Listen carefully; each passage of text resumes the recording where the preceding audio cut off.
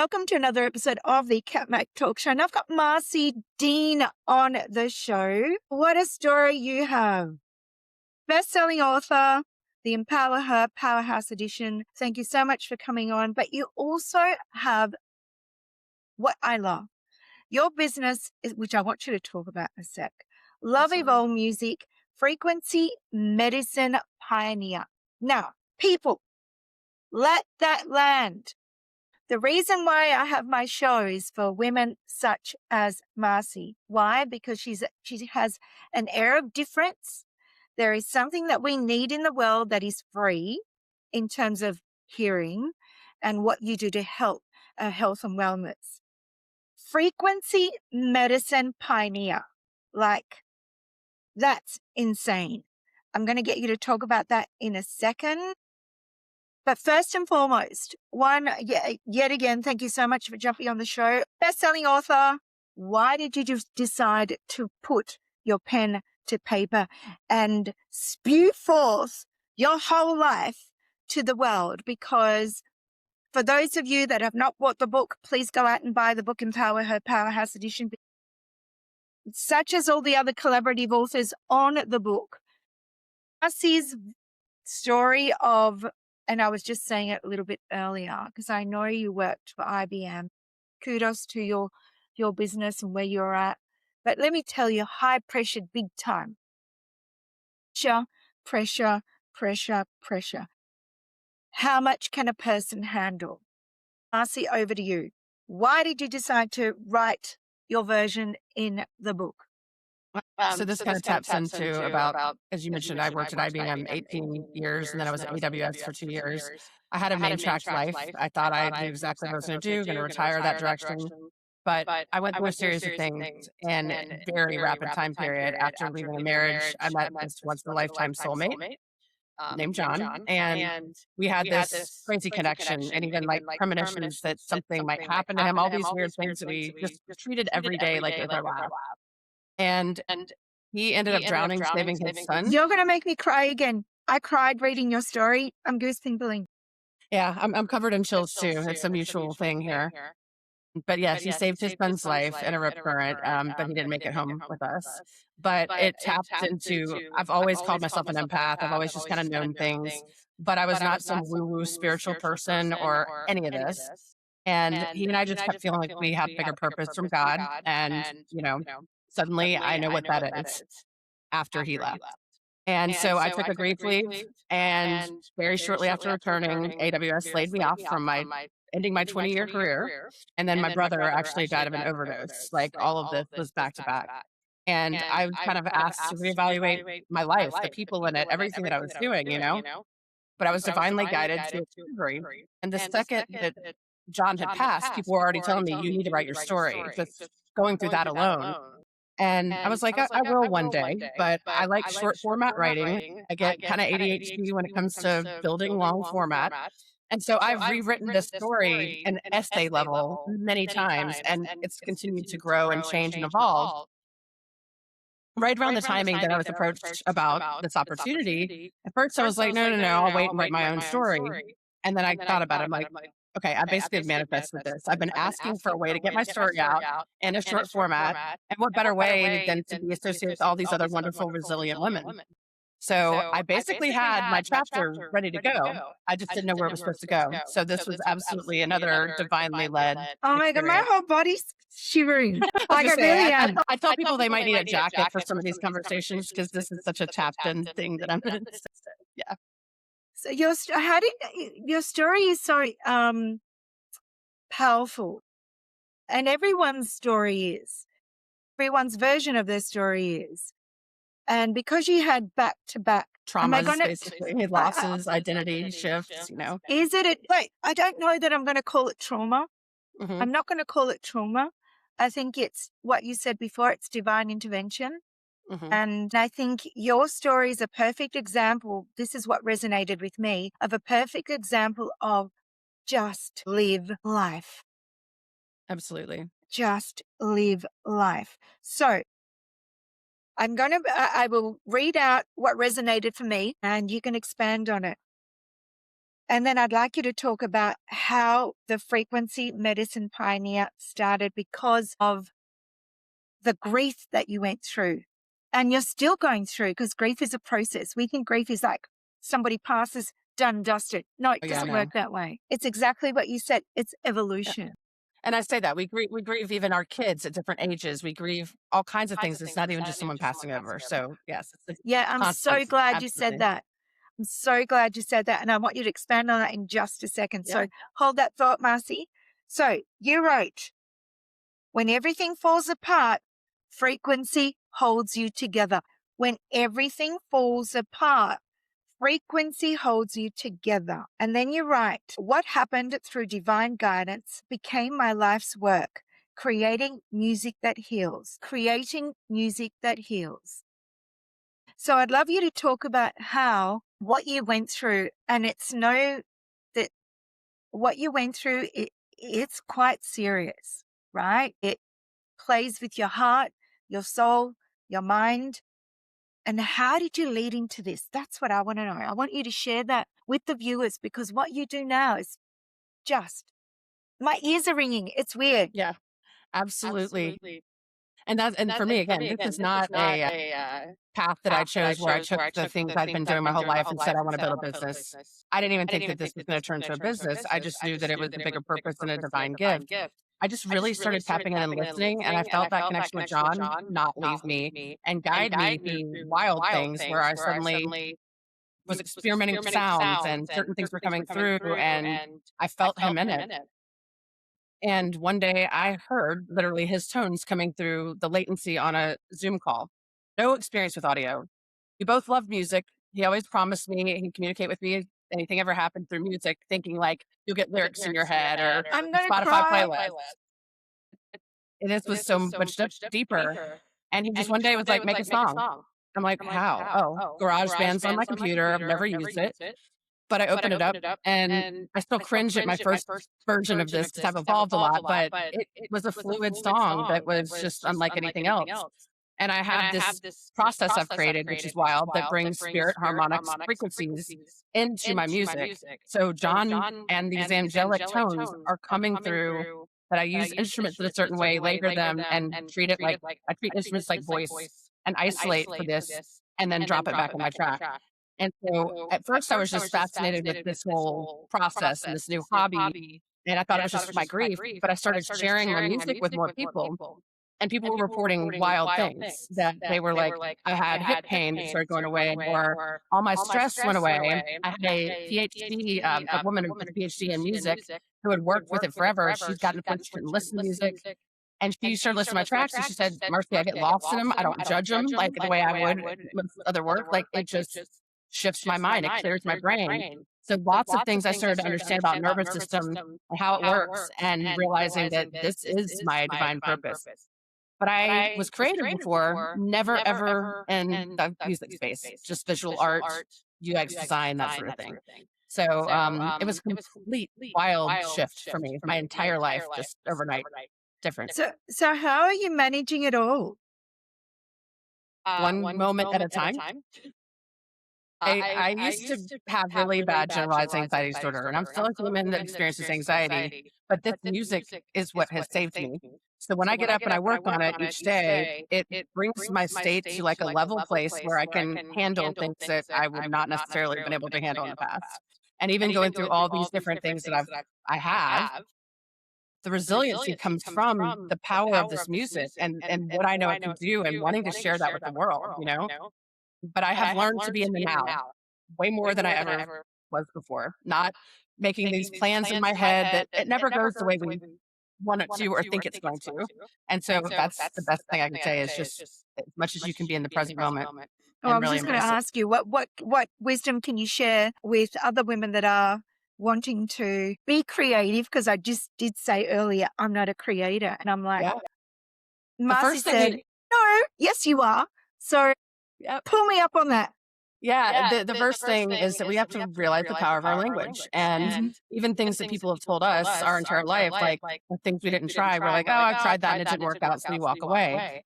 creativity is within all of us. And it's just not always a painting or making a song, but how you established your life, organized patterns, how you were successful with anything. And one of the things I actually do to help people, I worked with a girl who said she was never given coloring books as a kid. Never, nothing. She wasn't encouraged to draw. And so Really? she told me she couldn't draw. And so I started with having her listen to music and use her non-dominant hand to just get comfortable with not caring with what's coming through. And then shifted her back to just, again, just scribbling, whatever, turning it into anything that it doesn't matter how perfect it was. And it freed something in her to say, I just enjoy the process of this. I'm not judging what it looks like. And within weeks, this girl's doing this crazy word art and just beautiful artwork. And she's like, I didn't know that was in me. So we have to watch when we say we're not something or we can't do something, because we all have the ability. We so do. It's just not a priority. So true. So with going back to Love Evolve music, sorry, I just dropped my book. Going back to Love Evolve frequencies, how does that help and how does it work? For those that don't know what it is, what does it do to our body? If you can just expand on that, would love to know a bit more. So the interesting part again is I never studied any of this stuff until I was doing it. I didn't study music to build music. I actually learned it in a divine way. So I'm using tools in completely different ways. And so I start researching things about sound when people are telling me that this is affecting their bodies. I didn't know why. I'm just like, that's cool. And so I started to understand things that I wouldn't have gotten into before about understanding chakras and our energy centers and the cellular actual proof that they've tested different frequencies on even cancer treatments and stuff that they're studying all kinds of things. And again, I'm not a doctor, but I've just been reading all these different experiences, and I've connected with other people who've been studying sound and light and how it can affect our body, our organs at a cellular level. And then with the mind, our brain that might be racing, my music is a little different because it has these interesting layers where you can go look up YouTube healing frequencies. Some are, some are not. I've tested them. Some things are a gimmick, but each of those frequencies kind of are associated with different things to ground us or to lift us into higher elevation. And I kind of think about everyone as like this radio theory I have, that we all have a custom frequency signature, and you can tune your energy to different levels and you'll see things reflect around your life. The people you attract, the people that you need to let go of, we're shifting on a radio dial. And so learning how to come together with people, even using this music, that's another one, connection with it. But also just still learning right now, what all I can do. But I know for me, it scrambles those thoughts. And I will feel a relaxation all the way through my body when I use my own medicine. Which again, I tried therapies, I've tried all kinds of things. This is different. And the thing that I've created has saved my life. It's totally different. I have another question for you, totally off the topic, but on it anyway. Because I think you also call them the frequency cocktails. Did I? Yeah. Which I love, right? I have a little bit of fun with my voice and tone. I've been design brand. I want to be a little bit bold and have fun. Well, you are. And I'm like, this is really cool. So seriously. And so the way that I think about it is some of the music that I make, and I'm now working on some real clear classifications and different tempo ranges and things that help with different things. But some it's I call spiritual coffee. It gives you energy. It just gives you a burst. Others help you relax, right? So different frequencies, different tempos.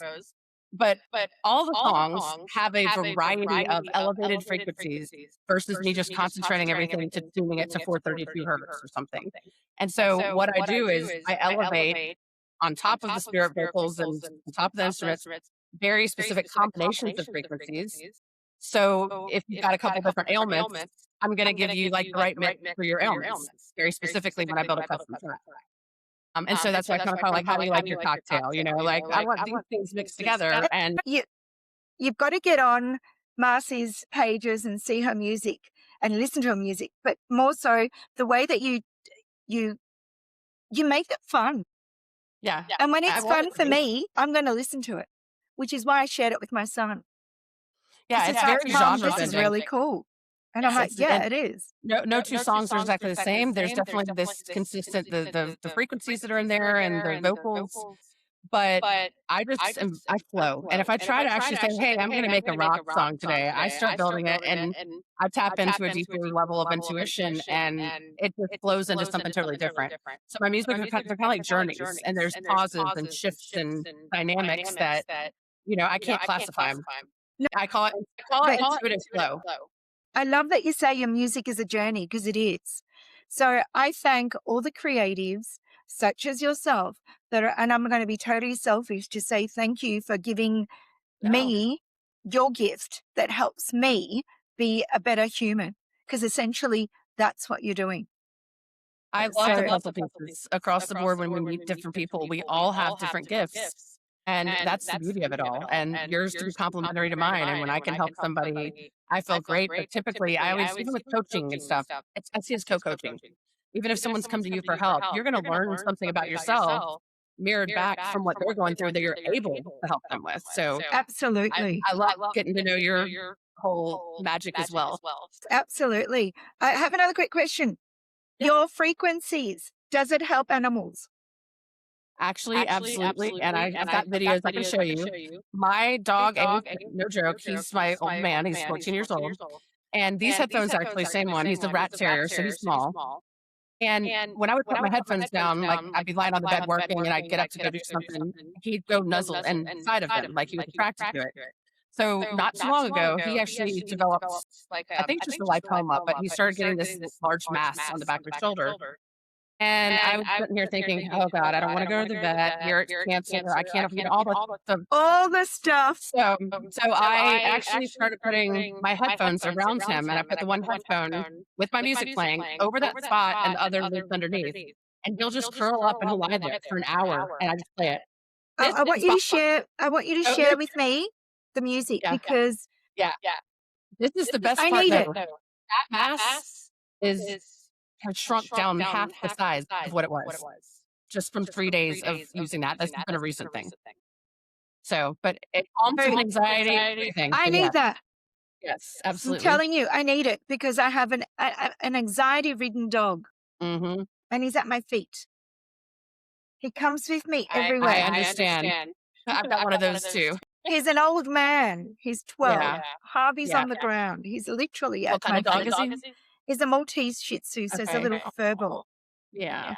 Harvey? I'm So surprised mine aren't running in that's here why right I now. asked. That's why I Yeah. asked about the animals Absolutely. because they And feel with your them, you can energy. just if you have over-the-ear headphones, I tell people you just kinda lay them down by them so you don't have to like, Ace likes it to be around him, but not all dogs want something put on them, but if you just kinda lay it beside them where their ears can tap into it. I've watched this happen with my other dog that doesn't want me to touch him, but he'll lie right there and he'll just zone out into it. So can I? Because generally I play the frequency through YouTube on the television. Can I do that as well? So the one key thing I do tell people, especially with my music, is I do additional things with panning and bilateral stimulation, like binaural beats. And for it to work really well, you want to have wired headphones are the best, but headphones, it works no matter what. The frequencies are there, but to actually get the full benefit of it, then you're better if you have a higher quality speaker and you have like dual speakers or headphones. Yeah. Yeah, absolutely. But it still does something. Quick question. As I ask all my guests, if you were to look at your 20-year-old version of yourself, what would you say to her right now? Based on everything that you've experienced. Interestingly enough, it's not even so much preparing for all this craziness, but to not put so much stock in thinking that you have control over your entire life and that it's got it all. I had it all planned out. I work that way. I put everyone above myself. And I thought that was the way I needed to operate. And it was only when I started putting myself first that this stuff unfolded. And so not feeling guilt, not being stuck feeling like it's selfish or a bad thing. If you put your oxygen mask on first, that you care about yourself before you're giving to everyone else and pleasing everyone else. That's a huge one I wish I had known. Yeah. So I so resonate. So resonate. So many women resonate with that one. And the older we get, the more we realize, my God, what we'll be thinking. Right. So, Marcie, thank you so, so much for jumping on. I really appreciate you. I love what you do and I love where you're headed. And please go out and buy the Empower Her Powerhouse Edition, because you're definitely one of the women that make the world a better place. And I know it's totally cliche, but you do. Totally. Thank you so much, and Kat. Harvey, my dog Harvey. Thank you so much. Bye It for was now. so great to meet with you. Thank you so much.